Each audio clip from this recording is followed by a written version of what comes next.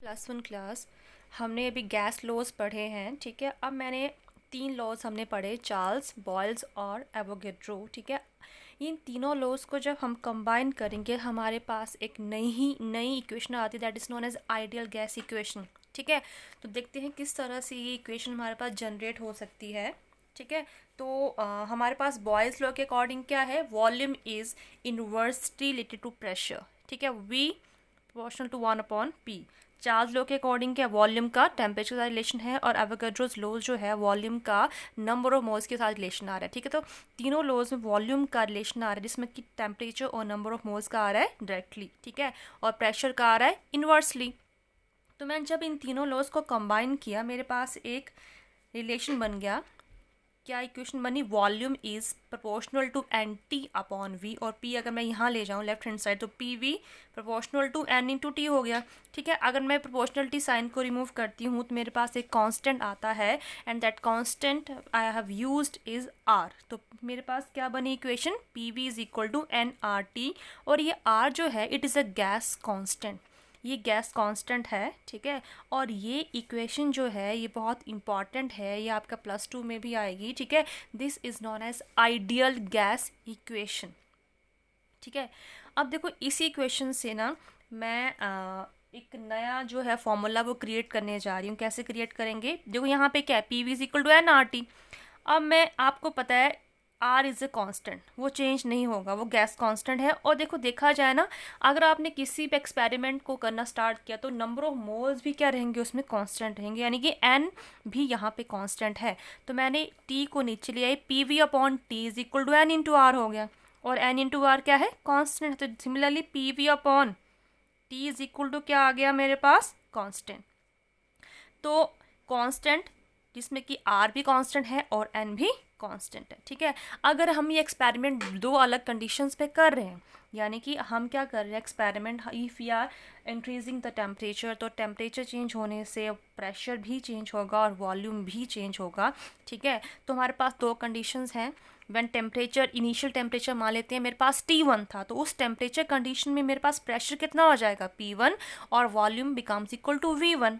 ठीक है, तो फर्स्ट कंडीशन में मैंने जहाँ पे पी वी अपॉन टी है सिर्फ क्या किया है, I have put P1 V1 upon T1, it is a initial stages और कंडीशंस ऑफ द एक्सपेरिमेंट। ठीक है, फिर मान लेते हैं आगे चल के मैंने एक्सपेरिमेंट में टेम्परेचर चेंज किया फ्रॉम T1 टू T2, तो उस कंडीशन में प्रेशर भी चेंज हो जाएगा P2 और वॉल्यूम चेंज हो जाएगा V2।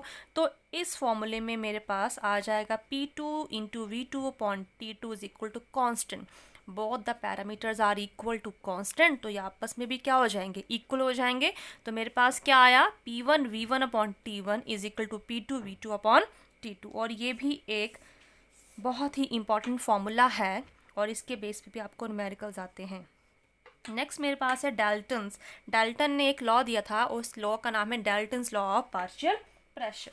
ठीक है, अब देखो ये प्रेशर की बात हो रही है, यानी कि गैस की बात हो रही है, प्रेशर की बात हो रही है। अब आप लोगों को इतना पता है, जब हम किसी गैस को एनक्लोज करते हैं किसी भी वेसल में, ठीक है, पहली बात तो उसको हमने क्लोज्ड वेसल में ही लेना है, अदरवाइज वो एस्केप कर जाएगा फ्रॉम द सरफेस। ठीक है, एस्केप कर जाएगा, तो हमने इनक्लोज किया है इसको क्लोज वेसल में। तो गैस के पार्टिकल्स तो they having very high kinetic energy, तो रैंडमली वो स्ट्राइक करेंगे eight the walls of the container, जिस वजह से वो प्रेशर क्रिएट करेंगे। तो इस पूरे कंटेनर का जो प्रेशर होगा that is only because of the gas present in that container. तो टोटल प्रेशर किस के लिए रिस्पॉन्सिबल कौन होगा, वो गैस जो हमने इसमें एनक्लोज की हुई है। ठीक है, अब कहता है कि मान लेते हैं हमने एक वेसल में ना एक गैस ने ली है, बहुत सारी गैसेस ली हैं A B C। ठीक है, हमने 3 गैसेस ले ली A B और C, कोई भी मान लो हाइड्रोजन नाइट्रोजन ऑक्सीजन, 3 गैसेस ले ली। अब ये तीनों ही गैसेस क्या करेंगी, अपने अपने मॉलिक्यूल्स की वजह से वो प्रेशर क्रिएट करेंगी at the walls of the container. ठीक है, जो टोटल प्रेशर होगा ना that is not only because of the one gas, it is the sum of the pressure of each and every gas. जब total pressure की बात करेंगे तो हमें इन तीनों ने जो प्रेशर एक्सर्ट किया है उनके प्रेशर को प्लस करना पड़ेगा। ठीक है। अब इन मान लेते हैं ए गैस ने प्रेशर क्रिएट किया। टोटल प्रेशर के लिए सिर्फ ये रिस्पॉन्सिबल नहीं है, वैसे ही सिर्फ ये ही रिस्पॉन्सिबल नहीं है और सिर्फ ये ही रिस्पॉन्सिबल नहीं है, जब बल्कि तीनों की तीनों गैसेस रिस्पॉन्सिबल हैं। तो एक गैस का प्रेशर जो होगा ना, इस केस में इट इज नॉट टोटल, तो हम कहेंगे, हम वर्ड यूज करते हैं पार्शियल प्रेशर। क्या वर्ड यूज करते हैं? Partial pressure. ठीक है, तो कि टोटल प्रेशर जो हो that is equal to sum of the partial pressure of all the gases enclosed in a vessel. तो यही हमारे पास Dalton's law of partial pressure है। ठीक है, तो क्या है ये law? If two or more gases which do not react chemically. अच्छा, इसकी कंडीशन ये भी है कि गैसेस ऐसी हम लेनी है जो आपस में रिएक्ट ना करें, अदरवाइज वो बॉन्ड बना लेंगी, कंपाउंड बना लेंगी, और वो अलग अलग होने के बजाय एक ही मॉलिक्यूल बन जाएगा, तब ये लॉ एप्लीकेबल नहीं होगा।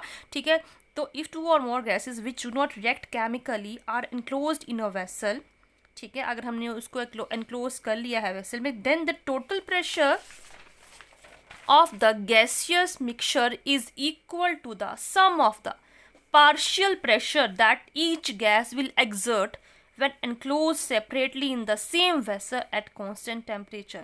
ठीक है, तो अब सीधी सी बात है, एक गैस जो ए है वो अगर हमने उसको मिक्स किया है दो अलग गैसेस के साथ भी, तब भी उसका जो प्रेशर होगा, या उसको हमने सेपरेटली किसी एक ही कंटेनर में एनक्लोज किया है, तब उसका प्रेशर वो सेम ही रहेगा। ठीक है, तो ऐसे एग्जांपल मैंने ली है, मेरे पास 3 गैसेस है, 1 2 3, गैस नंबर 1 2 3, तो टोटल प्रेशर जो होगा ना, P total that is equal to P1 plus P2 plus P3। ये हमारे पास Dalton's law of partial pressure है। ठीक है, अब partial pressure in terms of mole fraction.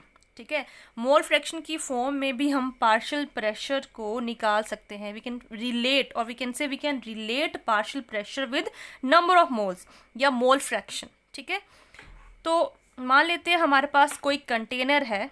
ठीक है, कोई भी कंटेनर है जिसका वॉल्यूम कितना है, टोटल V है, हैविंग V वॉल्यूम, और वहाँ पे हमने 3 गैसेस एनक्लोज्ड की हुई हैं, A, B और C।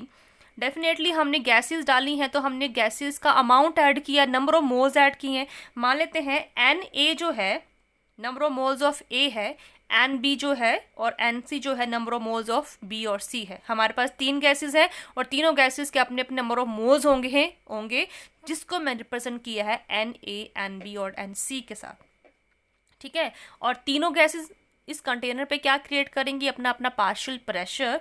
तो मान लेते हैं Pa, Pb और Pc जो है वो गैस A, B और C का पार्शियल प्रेशर है।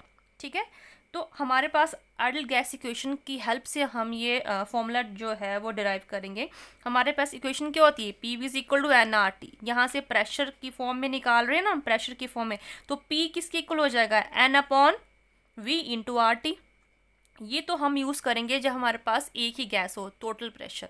लेकिन हमारे पास 3 गैसेस हैं, तो हम ये तीनों गैसेस की टर्म में इस फॉर्मूले को लिख सकते हैं। ठीक है, तो firstly we are writing in the form of gas A, partial pressure of A becomes equal to, बाकी nRT/V में कोई चेंज नहीं होगा, सिर्फ जहाँ पे N लिखा है ना, यहाँ पे N जो है टोटल नंबर ऑफ मोल्स है, जबकि हम बात कर रहे हैं सिर्फ गैस A की, तो टोटल नंबर ऑफ मोल्स नहीं होगा, अब सिर्फ number of moles of gas A होगा, तो जहाँ पे N लिखा है वहाँ पे Na इंटू RT/V।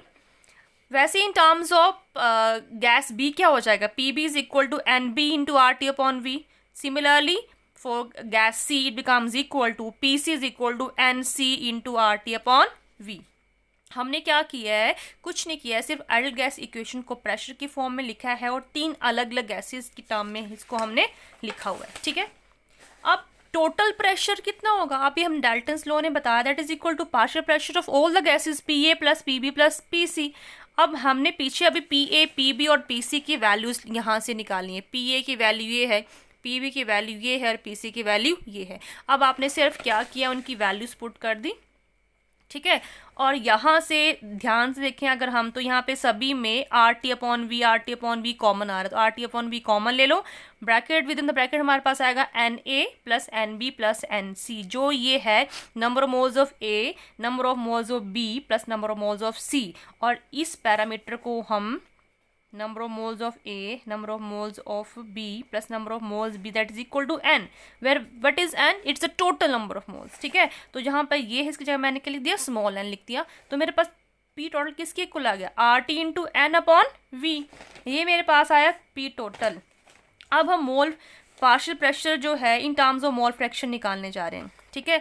तो आपने क्या करना है, जो पी ए हमारे पास है, ये वाला पी, अगर इसको मैं पी टोटल से डिवाइड करूं, ठीक है, P A upon P total, तो पी ए मेरे पास क्या था, n A into R T upon V, और पी टोटल कितना आया, R T into n upon V, तो टोटल नीचे R T into n, V ऊपर आ गया, तो वी से वी कट जाएगा, आर टी से आर टी कट जाएगा, तो हमारे पास क्या रहा यहाँ पे, एन ए अपॉन एन।